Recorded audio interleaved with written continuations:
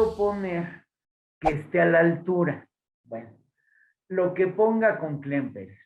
Les digo, en estas últimas clases, y no sé por qué, fíjense, tan no era de mi agrado que nunca lo había dado, quizá ni en la clase presencial, como en 10 años. Ah, bueno, sí, había dado maravilloso, ya les había yo dado una pequeña probadita con las suites orquestales de Bach, pero nada más, y ya vieron qué conciertos de Brandenburgo, ¿no? Entonces, cuando vi que no se me daba la pequeña misa solemne que, así como dicen que el corno inglés ni es corno, ni es inglés, de esta dicen que ni es misa, ni es pequeña, ni es solemne, no, no es pequeña, dura más de una hora. No, o no la preparé con el suficiente tiempo, pero no se me dio, así punto. No le entendí su sentido. Quizá es ya, y en su cronología ya es un Rossini muy aislado. A lo mejor, pero me encantaría analizarlo más y leer más acerca de esta obra. Tal vez trata de meterse a una... Rossini no era revolucionario, acuérdense que era hasta flojín y se autoplagiaba y demás. Me dio la impresión que se mete a terrenos que no son los de él en esta misa. O a lo mejor yo estoy mal. Entonces es algo que voy a querer. Sí se las voy a dar, pero cuando le haya yo entendido mejor. Bueno, entonces dije, bueno, ¿qué doy? Pues después de oír a Klemperer, miren, hay una joya que Schumann le decía que era la princesita griega, a la cuarta sinfonía de Beethoven. En clase creo que la di inclusive ya un par de veces, quizá en esta clase ya lo di una vez, pero con otro director. Y creo que vale la pena repasar algunas obras, sinfonías de Brahms, lo que tenga Klemperer. Creo que Klemperer le da una interpretación, me pareció, a ver qué pensamos después de hoy, todavía más profunda. La versión que hemos puesto en clase es bellísima. Es con Carlos Kleiber. Una, una cuestión que siempre recuerdo y ya no puedo prescindir de ella, es que cuando está ensayando el segundo movimiento, se desespera con los músicos porque les dice que esta obra, Beethoven, cuando la compone, está enamorado de Thérèse von Brentano. Y entonces se desespera con el ritmo y dicen, no pueden decir Terés, Terés, Terés. Acuérdense del Terés, Terés, Terés. Cada vez así empieza todo el segundo movimiento, es el Terés, Terés. No tres, Terés. Oigan qué delicia, así lo explica Carlos Kleiber. Pero oigan la totalidad de esta sinfonía. ¿Qué opus tiene? Fue yo más que otra cosa, en Beethoven el opus es muy interesante, porque de donde sí me conozco muy bien los opus es de los cuartetos. Y yo creo que podemos así interpretar muy bien el sentido de esa época de Beethoven. Bueno, esta sinfonía, la número 4, que, ¿qué decía más Schumann? Decía, es una princesita griega entre dos catedrales. Efectivamente, entre la Opus 55, que también ha de ser toda una experiencia oírla con Klemperer. Yo normalmente la oigo sobre todo por la fuga en el segundo movimiento con Furtwängler. Y la quinta, la que quizá de toda la música culta, su primer acorde, el ta ta ta ta, es lo más conocido que hay de música clásica, quizá todavía más que el cuarto movimiento de la novena, que lo que malamente se llama, que no me gusta a mí, pero así se conoce, el himno a la alegría. ¿Cuál himno a la alegría? Es oda a la alegría para empezar. Y no se manosea así el arte. Ya ven que soy muy purista y creo que, le insisto, que sí tenemos que darle el lugar que tiene el arte. Eso es muy de Klemperer. Y no sé si ¿saben por qué se vuelven uno así? Por exigentes. Como yo creo que sí se han dado cuenta el nivel de interpretaciones que hemos oído, que han sido muy buenas. Esta es una de las cosas muy buenas del mundo de hoy, esta posibilidad de meterse a YouTube y encontrar estas joyas, ¿no? Que antes era impensable, hace muy poquitos años apenas. Entonces, y para la clase, pues me la facilita muchísimo, porque antes me tenía yo que adaptar a mi colección, que pues no es tan enorme, ni mucho menos, y saben que les voy a confesar algo. Vivo mucho más ligero sin la colección. A mí de plano no se me da coleccionar nada. No soy de coleccionar. Bueno, afectos, si se puede llamar colección, eso sí me interesa mucho. ¿Alguien sabe qué opus es este? Está entre la 55, que es la gran heroica, la tercera. Schumann decía la princesita griega entre dos catedrales, pues claro, la heroica, opus 55. Y la quinta, fíjense qué chistoso, opus 67, e inmediatamente después la pastoral, opus 68, son prácticamente contemporáneos. Este es como una joyita entre dos grandes obras titánicas, pero tiene una gracia tal, tiene hagan de cuenta que es como una miniatura de Beethoven, pues de alguna manera se parece más a un Schubert, pero no deja de ser Beethoven, es más, el efecto van a ver lo que va haciendo en el primer movimiento, es una ascensión hacia una verdadera explosión. Eso es lo que les puedo decir del primer movimiento. Del segundo, ya les dije, es el famoso Terés, Terés, Terés. El tercero y cuarto, miren, viene siendo el tercero, yo diría, una deformación casi cubista del tercer movimiento de la precedente, de la heroica, que va más o menos, es una marcha tremenda. El de la heroica. Este es igual, pero ya deformado. Y el cuarto, a mí me parece sentir también que hace referencia al cuarto movimiento, a la danza y contradanza. Sí, exactamente, es Opus 60. Es lo que iba a decir Esteban. Opus 60, ¿qué nos dice en cuanto a cuartetos?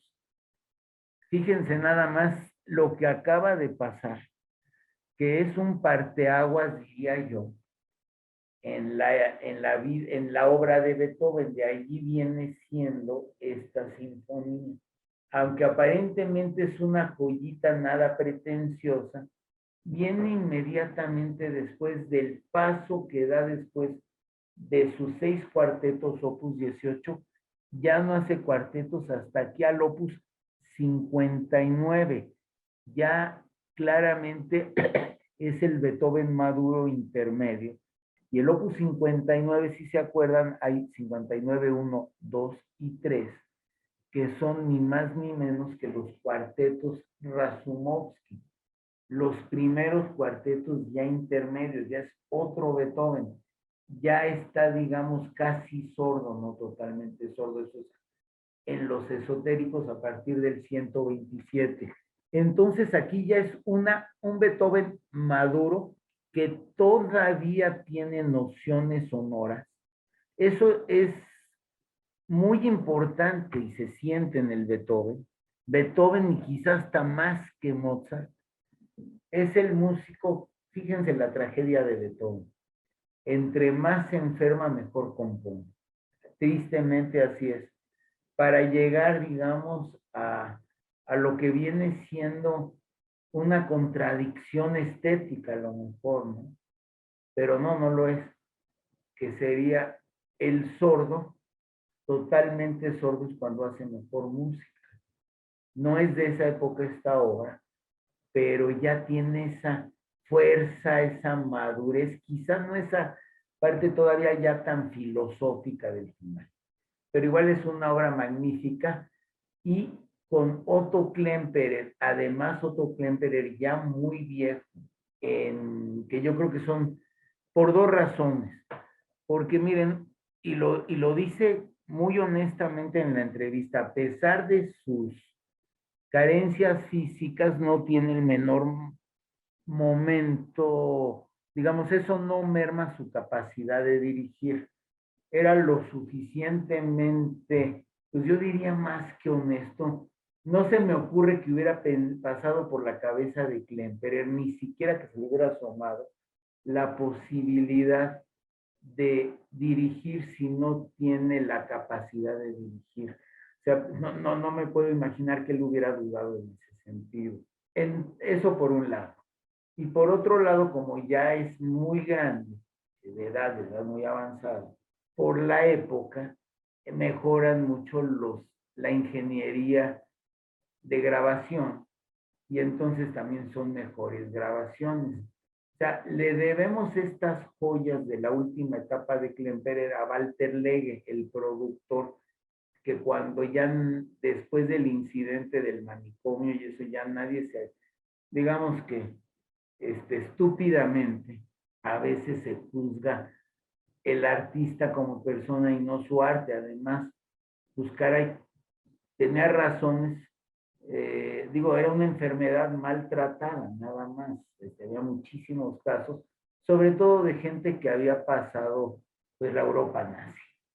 Era muy normal que tuvieran problemas psicológicos o psiquiátricos y sobre todo la psiquiatría estaba muy en pañales en esta época. Pero este Walter Lege le da la oportunidad y Walter Lege nos lega estas joyas, que son estas grabaciones. Me dio mucho gusto cuando vi que es con la Orquesta Filarmonia de Londres, que creo que son las mejores. Entonces, vamos a disfrutar de la princesita griega entre dos catedrales. Beethoven, la Sinfonía número 4, opus 60, inmediatamente después de el nuevo Beethoven de los cuartetos Razumovsky, en 4 maravillosos movimientos, seguramente con Klemperer, vamos a oír una interpretación memorable. No hay una sinfonía de Beethoven que no sea memorable y que no sea icónica. O sea, ni son tantas, son 9, y ninguna, o sea, así como sus cuartetos son la columna vertebral de la música, yo diría que desde el punto de vista, pues me da pena decir publicitario, ¿cómo lo podría decir? O sea, en la historia de la música, las 9 sinfonías de Beethoven ocupan un lugar que si no tiene la profundidad de los cuartetos, digamos la popularidad, lo cual no es peyorativo ni quita calidad. Cada una tiene su enorme riqueza, pero hay que oír interpretaciones. Yo creo que quizá valdrá la pena en la clase repasar las 9, porque ha de ser otra cosa. Entonces, a ver qué opinan después de esta cuarta. Entonces, ya sin más preámbulo, empezamos.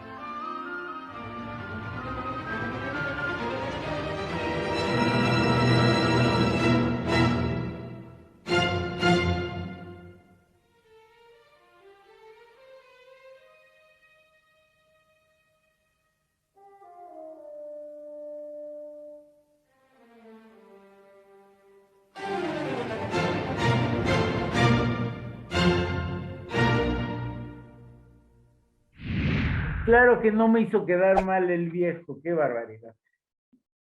Tienen una profundidad sus interpretaciones, miren, tienen una autoridad alegre. Ah, ¿en qué es diferente esta a la tercera o a la quinta? Porque es la princesita, porque es como más suave, no sé si notaron, miren, Beethoven siempre les he dicho que tiene una parte atropellada. Aquí como que lo hace menos ríspido. De repente recuerda la pastoral, la parte pastoral precisamente. ¿Qué razón tenía Bernstein cuando decía que Beethoven da saltos al Olimpo? Aquí a lo mejor son saltos más sutiles. Es un Beethoven muy sutil, por describirlo de alguna manera, ¿no? Es como muy... Ah, bueno, las partes que yo no había descubierto en esta cuarta sinfonía hasta ahora, es que las partes de maderas, aunque tengan corno, que luego ya ven que así hay muchas obras para puras maderas y corno francés, bueno, sonaba a serenata de Mozart. Le noté varias cosas mozartianas. Bueno, luego la maravilla de cómo hace Klemperer el segundo movimiento, el de Teres, lo hace como el segundo movimiento del trío Poussin de Schubert. ¿Se acuerdan, no? Que es como el andante perfecto. Así lo hace Klemperer. Tiene un tempo muy conmovedor. Y no es nada más la matemática que dura exactamente tantas micras. No, no, no, no. Es algo más profundo todavía, es como cuestión de sentimiento, porque si ustedes ven en la dirección, los movimientos no son tan micrométricos. Es algo más que eso, es la mirada, es mucho lo que hablan con los músicos antes, durante y después de los ensayos. Los ponen a trabajar a los músicos. Porque imagínense, y una gente tan exigente como Klemperer y tan purista, se tiene que oír la música como él quiere que se oiga. Si está la famosa anécdota de cuando fue a dirigir a una orquesta como invitado póngale la séptima de Beethoven y como que casi le dijeron, no, pues esa ya no la sabemos. No, bueno, para sus públicos. Imagínense, no, pues la tuvo que trabajar muchísimo. Era tremendo, Clemper. Muy exigente, inclusive un poco pelado, rudo. Si ya les he platicado la anécdota que él una vez le dijo a un oboe bien, y todo el mundo se paró a aplaudirle al oboe porque nunca echaba flores. Y dice todo enojado, pero no tan bien. Era tremendo el Klemperer. Pero eso se oye, esa perfección, esa exigencia. Miren, decía Stravinsky que los buenos directores sufren, que, como decía Stravinsky, que era su subida al Golgo, así que era tremendo, que sufrían. Bueno, estas gentes tan perfeccionistas que logran estos efectos, pues no sé si lo sufran, yo creo que también lo gozan. Digo, me cuesta trabajo imaginar un placer mayor en la vida que producir esta belleza, ¿no? Debe de ser algo estar allá adentro, se imaginan. Bueno, es un verdadero acto de amor, igual de ser algo fantástico, ¿no? Bueno, hacer esta música, imagínense lo que se siente, ¿no? Si estar en el concierto de oyente o hasta en la clase con audífonos, se siente lo que se siente, imagínense lo que siente el que la produce. Yo siempre al que más he envidiado de los intérpretes son a los de los cuartetos de cuerda, ¿no? Tener esa comunicación ha de ser fantástico. ¿Qué más del segundo movimiento? Sí le da lo áspero de Beethoven, pero esta sinfonía lo hace como más bello. Bueno, lo que verdaderamente sentí muy sobresaliente, y es la primera vez en cuántos años de escuchar a Beethoven que me pasa, que el instrumento más bello de toda la sinfonía, y si no me creen, vuelvan a oír, y la parte más bella para mi gusto, yo diría la parte cumbre, el clímax, es la parte del clarinete en el segundo movimiento. Qué cosa tan hermosa. Y como que Beethoven, yo había notado otras cosas, por ejemplo, es magistral su uso de los fagots en el concierto de violín. pero como clarinete, bueno, clarinete Mozart en la 39 en el tercer movimiento, o Mozart en el quinteto y Brahms en sus quintetos para clarinete, con cuarteto de cuerdas, que son obras maravillosas. Como que noté, escuché algo en el segundo movimiento, que yo creo que es la tercera vez que me pasa en mi vida. Me pasa con una parte al final de la Júpiter de Mozart, me pasa en la Chacona de Bach y hoy me volvió a pasar aquí. Que no se los puedo describir en sonido. Más que entrarme como por el oído, como que me entra directo a una fibra más interna, una parte, algo que dice, no tanto cómo lo dice, sino lo que quiere decir. Como que se me da nomás no me había pasado, pero ni por asomo en la cuarta, más que con Klemperer. O sea, ese segundo movimiento está espectacular. Luego, la parte amorosa, el final como gracioso, curioso. El tercer movimiento, bueno, ya lo he dicho muchas veces, la influencia española por los jesuitas. El trío era una serenata de maderas que recordaba las serenatas de Mozart, pero aparte con el crescendo beethoveniano, una delicia. Y el cuarto era donde les decía yo que es como el cuarto movimiento, las danzas y contradanzas. Miren, voy a tratar de tarareárselos, espero no hacerlo. Si acuerdan, la tercera acaba el último movimiento.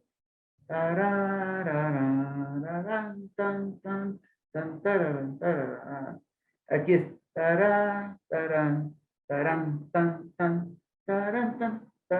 Pero es como una deformación, perdón la mala entonación, pero es como una deformación, es un avance, pero toda la sinfonía tiene un aspecto muy delicioso, muy medido. Es un Beethoven como lo describe perfectamente Schumann, es verdaderamente una princesa y así nos los da Klemperer, como ningún otro.